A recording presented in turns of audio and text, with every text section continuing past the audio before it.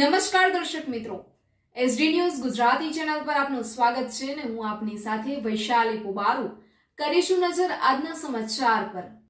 અંકલેશ્વરથી કરીશું નજર. અંકલેશ્વરની વ્રજભૂમિ સોસાયટીમાંથી વિદેશી દારૂના જથ્થા સાથે એક ઇસમ ઝડપાયો.